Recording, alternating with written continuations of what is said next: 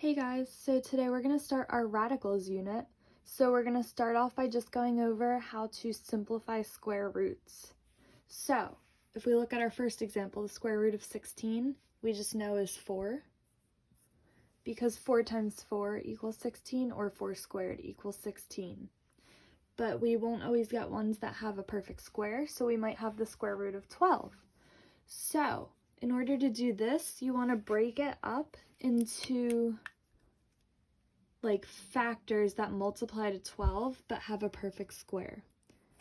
So if we think about 12 is the same thing as 4 times 3. Well, 4 squared, or the square root of 4 is 2.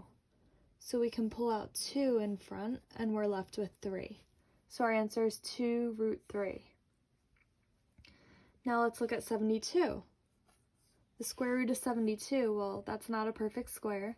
So 72 can be made up by 36 times 2. And then the square root of 36 is just 6.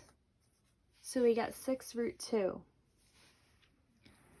Now sometimes you might get a number in front as well. So if we look at the square root of 18, we keep your 2 in front. 18 can be made up by 9 times 2. So the square root of 9 gives us 3. So you're going to pull your 3 out in front. But now it's being multiplied together, so we get 6 root 2. So if you have a number in front, it just multiplies whatever you pull out of the square root. So now we have negative 3 square root of 28. Well, 28 can be written as 4 times 7. The square root of 4 is 2.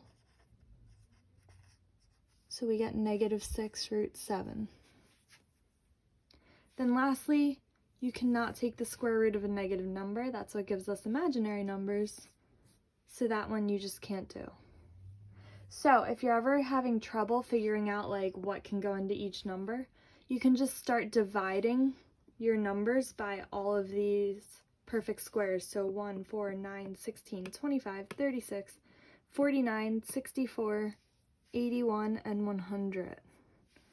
So for example, like 72, you could start dividing, so we see that it divides by 36. 18, you can do 18 divided by 4, doesn't work. 18 divided by 9, oh, that works, so that's what you'll use. So let me know if you have any questions.